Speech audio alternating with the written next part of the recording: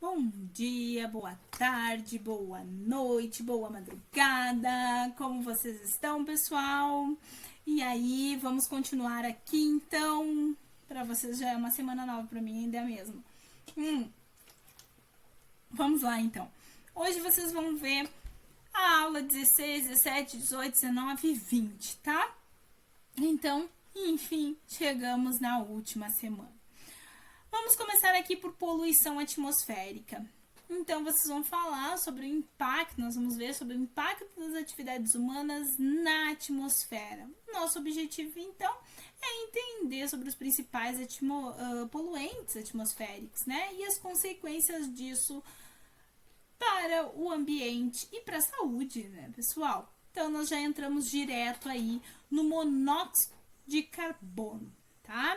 Vamos começar com esse monóxido de carbono, que é um gás indolor, incolor e extremamente venenoso, tá?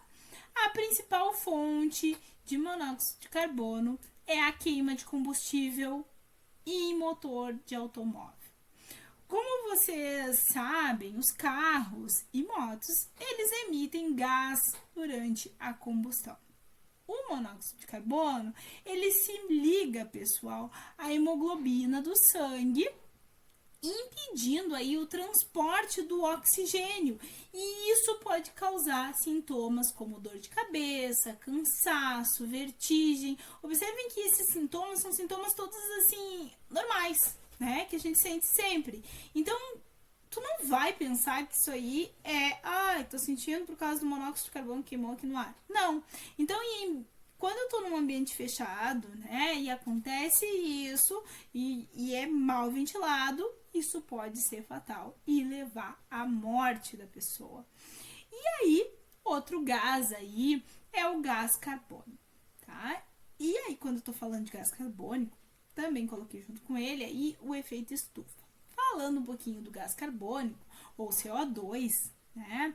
Ele é liberado principalmente pela queima de combustível fóssil, que é, quando eu tô falando, cada vez que é queimado aí o carvão, petróleo ou gás, né, nós estamos adicionando mais CO2 na atmosfera. E aí, como consequência, né, nós temos o efeito estufa.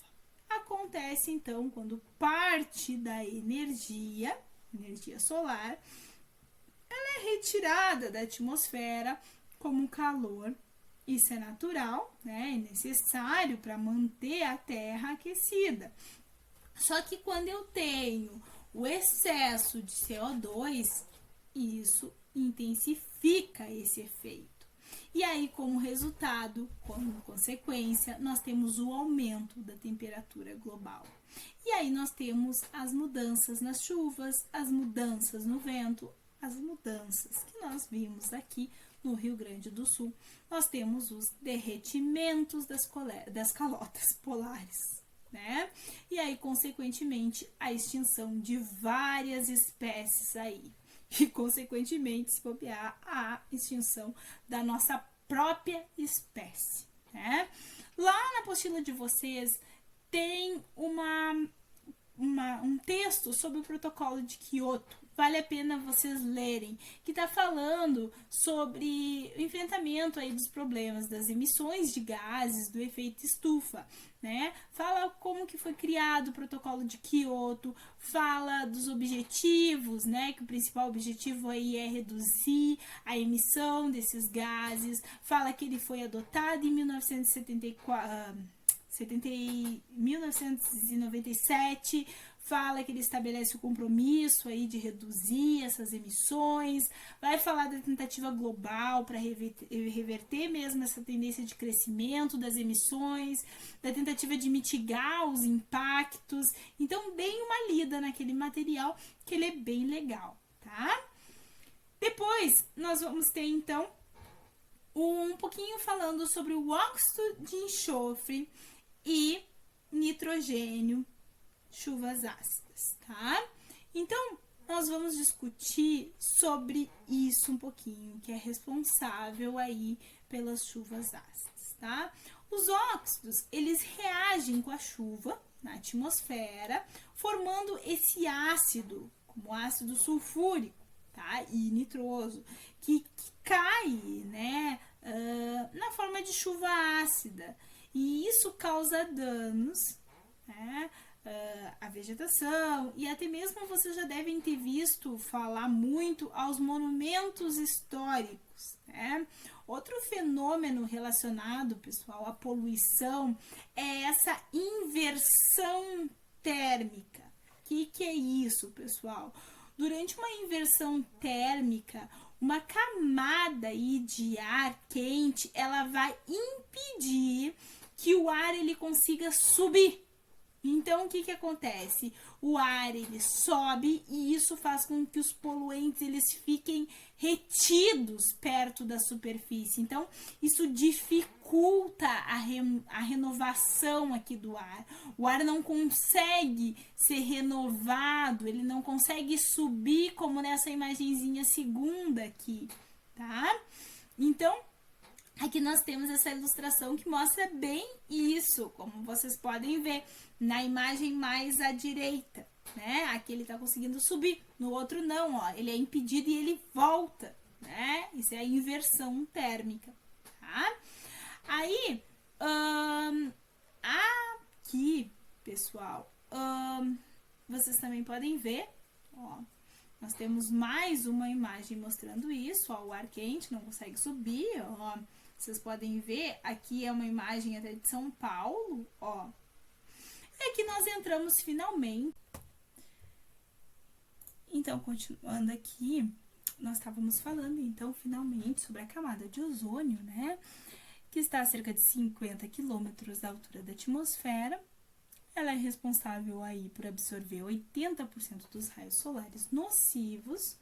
O uso do gás CFC, que vai ser aí o cloro, fluorcarboneto, ele em produtos como aerosóis e sistema de refrigeração, ele tem causado a destruição dessa camada, como vocês já devem ter muito ouvido falar, e a redução da camada de ozônio, ela resulta em uma maior exposição aos raios ultravioletas, o que pode causar a incidência de doenças. Que tipo de doença, pessoal?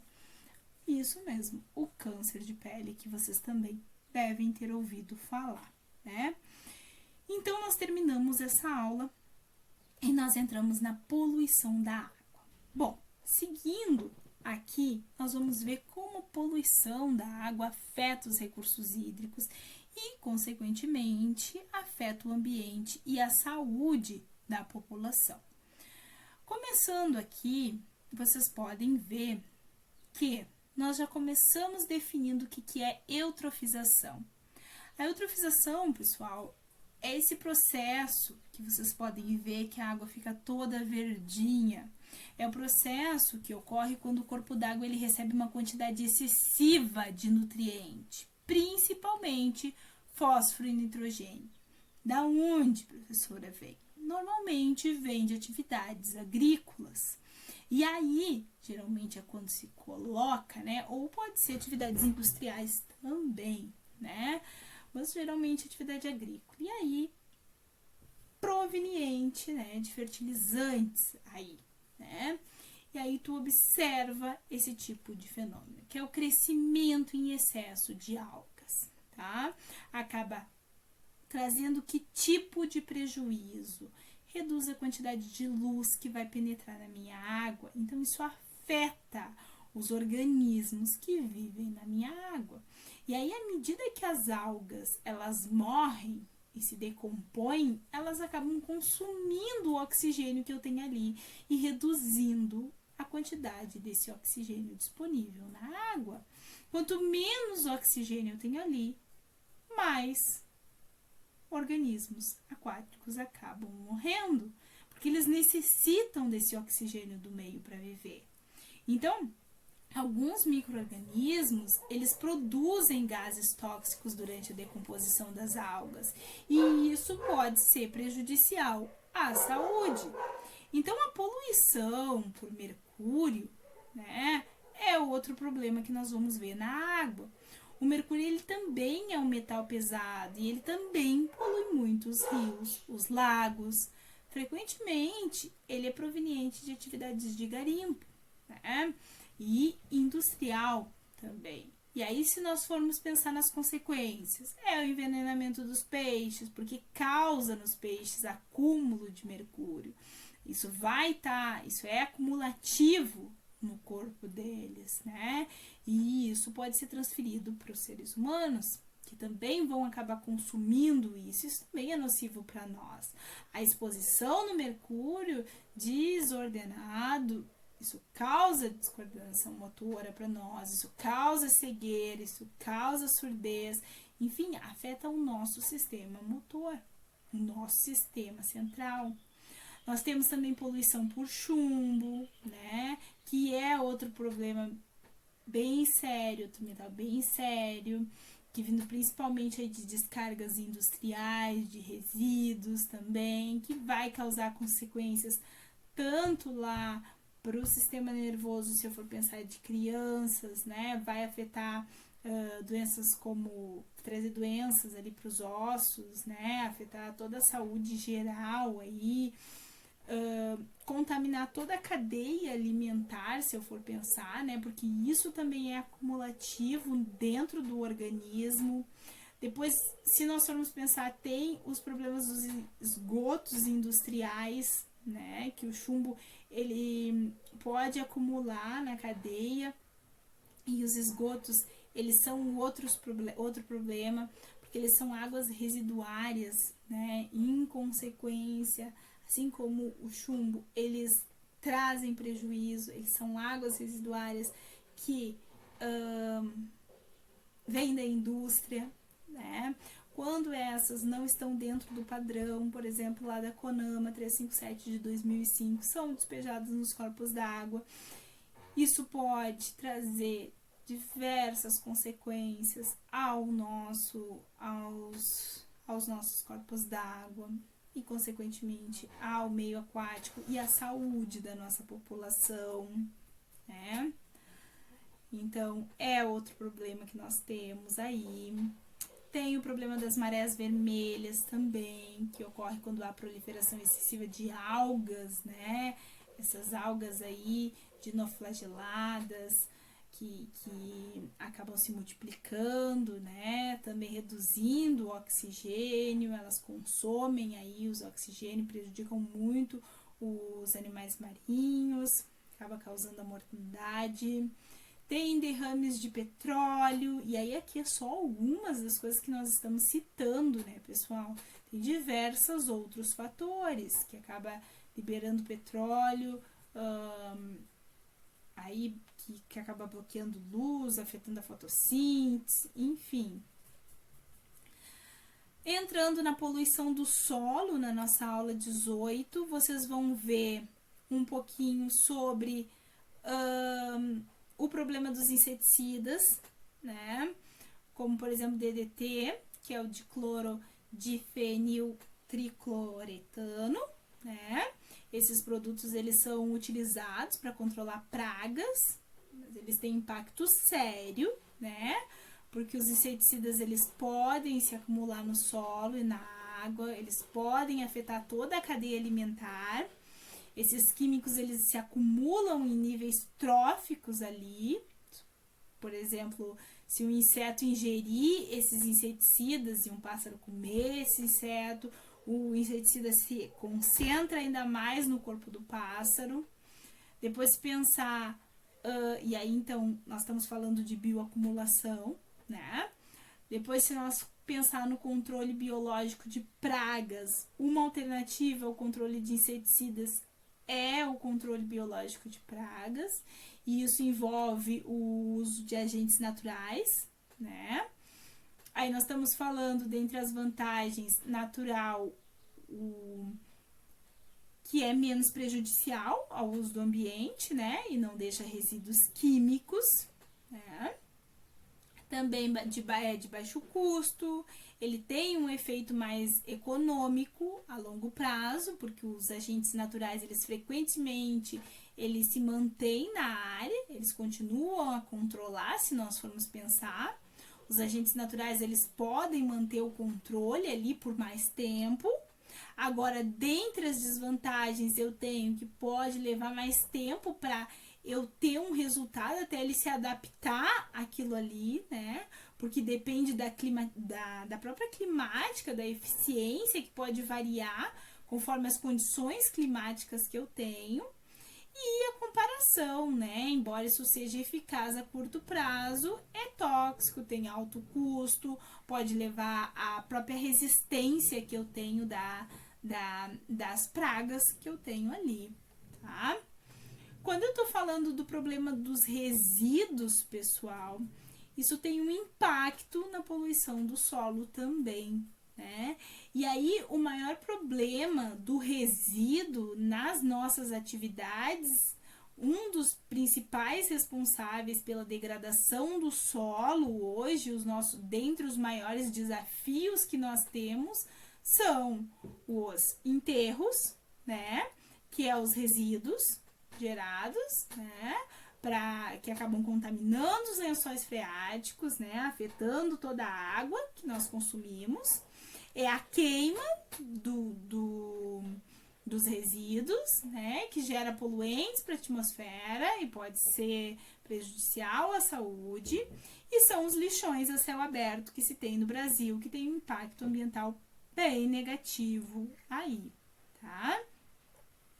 Posteriormente, quando nós falamos de destinação do lixo no Brasil, do resíduo, nós temos aí que lixões a céu aberto, hoje nós temos 75% sem tratamento nenhum. Aterro tem 23% que vai para aterro, que possui camada impermeável para evitar a contaminação, e incinerado apenas 1%. Então, olha quanto é importante, né, utilizar esses filtros de incineração e como ainda é pouco isso, né? Se nós fôssemos pensar nas soluções, pessoal, o que seria a solução? Seria nós reduzir, né, o consumo de produtos, de embalagem, como nós viemos conversando lá desde a outra disciplina. Nós pensar nessa reutilização, em aproveitar, em buscar materiais novos, né? Em separar, manter lá na origem, buscar lá na origem uma diminuição desse material, né? Como vocês acham aí que essas práticas de consumo e descarte desses resíduos, eles impactam na poluição desse solo? O que vocês acham, hein? Comentem lá na hora do mate. Entrando aqui na aula 19, na interferência humana nas comunidades naturais, vocês podem ver que quando nós começamos a falar de desmatamento, que é a destruição da floresta, quando eu penso em derrubada, quando eu penso em queimada, dentre as consequências eu tenho a perda de diversidade. Quando nós derrubamos uma floresta, nós estamos destruindo o habitat de muitas espécies, o que reduz o estoque global de biodiversidade. Eu tenho menos de 10% hoje da Mata Atlântica reta no Brasil, como nós conversamos. Então, o prejuízo ao solo, a perda da vegetação, isso leva a uma erosão muito grande, a uma degradação muito grande do solo. Isso está tornando o nosso solo, que antes era fértil, menos fértil, né? Uma maior suscetibilidade desse solo, uma maior desertificação desse nosso solo, uma poluição atmosférica maior, porque a queimada também traz, né? A floresta ela acaba liberando mais poluente, como o dióxido de carbono, como nós conversamos anteriormente, contribui para o aquecimento. Observem essa imagem do desmatamento. Ela ilustra bem o problema dessa expansão, dessa devastação que nós temos. Então, quando nós começamos a falar sobre extinção de espécie, olha só, né, a consequência do desequilíbrio ecológico. A extinção de uma espécie, por exemplo, ela pode alterar profundamente toda a interação dentro de um ecossistema, Por exemplo, se um predador ele desaparece, como nós conversamos antes lá sobre população, a população da presa ela pode crescer incontrolavelmente, né? Aí a caça excessiva e a destruição dos habitats naturais são as principais causas de extinção da espécie. Por exemplo, a oncinha aqui pintada, se eu for pensar, são as principais causas de extinção da espécie. A onça pintada, ela está ameaçada de extinção.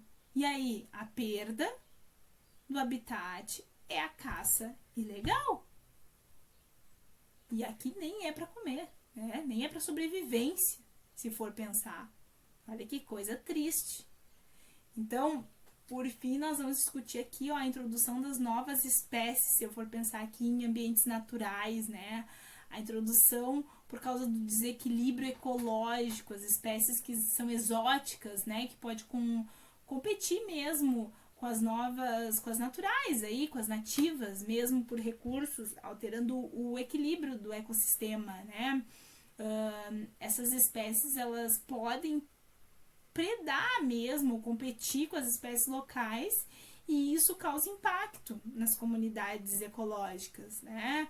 Uma forma comum de introdução, que eu disse para vocês que a gente ia conversar aqui, que não tinha imigrante de planta, é aqui, ó, é as exóticas, que uma forma comum de introdução é através das águas dos lastros dos navios, né? Que pode conter espécies invasoras.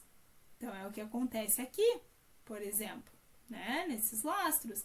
Ela é lançada por navios, e aí isso é um dos métodos. E aqui eu tenho a introdução de novas espécies, né? Isso é um problema. São colocadas as espécies para cá, num local que elas não são daqui. E aí, como que eu vou fazer? Elas estão competindo e trazendo um desequilíbrio ecológico para cá. E aí, por fim, aqui, na aula 20, falando um pouquinho sobre os caminhos e perspectivas para o futuro, né? Vocês vão ver só com relação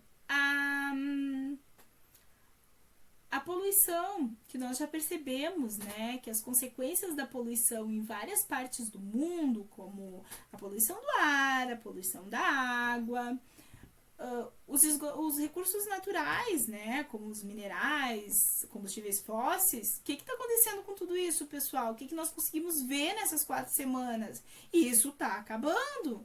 Nós estamos utilizando esses recursos a uma taxa maior do que a capacidade da Terra. O que está acontecendo com o Rio Grande do Sul? O que aconteceu com o Rio Grande do Sul? Nós entramos em colapso. O risco de autodestruição de nós mesmos está ali, à beira, né? Há um perigo iminente dos danos aí, eles são irreparáveis no nosso planeta. E isso não está longe de nós, está acontecendo aqui e agora. Isso vai e está levando a uma crise global. Nós estamos vivenciando essas crises. Como que nós vamos lidar com esses desafios é o que nós temos que pensar, né? Então, nós precisamos explorar os recursos, mas nós precisamos explorar de forma segura. Nós precisamos garantir que o comportamento que nós fizemos isso seja responsável. Não só para as futuras gerações, mas para as gerações atuais. Né? Nós precisamos buscar alternativas energéticas, mas alternativas renováveis, como solar, eólica. É essencial nós buscarmos, nós não dependermos só dessas que nós temos aqui. Né? Então, minimizar esses efeitos negativos, reduzir o impacto que nós mesmos estamos causando, buscar práticas mais conscientes, buscar práticas mais eficientes. E aí, o que os princípios para uma sociedade mais sustentáveis ele busca? Ele busca o que o Programa das Nações Unidas e o que a apostila de vocês traz, né? Oferecer alguns princípios importantes para construir uma sociedade sustentável. É preservar, é respeitar, nós temos que preservar, nós temos que respeitar a nossa comunidade, né? respeitar os seres vivos como um todo, respeitar os habitats, melhorar a qualidade de vida, promover uma vida melhor, e não só para nós, mas para todos, né? Sem comprometer a qualidade do ambiente. Nós devemos respeitar a vitalidade, a diversidade do planeta, garantir a saúde dos ecossistemas, reduzir o uso de recursos não renováveis, explorar alternativas sustentáveis. Nós precisamos respeitar os limites que nós temos, os limites do nosso planeta, não ultrapassar essa capacidade de suporte. Cada um de nós deve alterar o comportamento para tentar contribuir com essa preservação. Apoiar as comunidades para que nós possamos continuar, né? Para que nós possamos cuidar e usar isso, né? E aí é necessário integrar o desenvolvimento com a conservação. É necessário formar parcerias, internacionalizar isso para enfrentar os desafios globais, né? Então, para complementar todo esse aprendizado que vocês tiveram nessas 4 semanas, a apostila de vocês indica que vocês vejam o filme Nosso Planeta, Nossa Casa, tá? Esse filme oferece aí uma visão bem ampla sobre a importância da preservação ambiental e como as nossas ações afetam o planeta. Ele pode ajudar vocês a visualizar os conceitos que nós discutimos de uma forma mais prática, de uma forma mais inspiradora. Espero que vocês gostem do filme. Espero que vocês tenham gostado de estar comigo nessas 4 semanas. Estou à disposição de vocês. Não deixem de fazer a atividade da semana 4. Ela vale 30 pontos, o que completa os 100 pontos de vocês. Não deixem de participar da Hora do Mate dessa semana. Vamos refletir sobre como podemos individualmente contribuir para a convivência mais sustentável com o meio ambiente, quais são as práticas que vocês acham que poderiam ser implementadas na nossa sociedade para contribuir com os impactos ambientais. E dessa forma, nós encerramos a nossa disciplina sobre essa perspectiva, né, para o futuro e como isso é essencial para um mundo mais sustentável. Eu espero que vocês tenham compreendido essa importância dessas práticas sustentáveis e que isso inspire vocês a novas ações, porque a mim inspirou. Espero que vocês possam conversar um pouquinho lá na hora do mate, falar sobre o que vocês mudaram de pensamentos depois dessa disciplina. E vejo vocês na próxima disciplina. Um abraço a todos!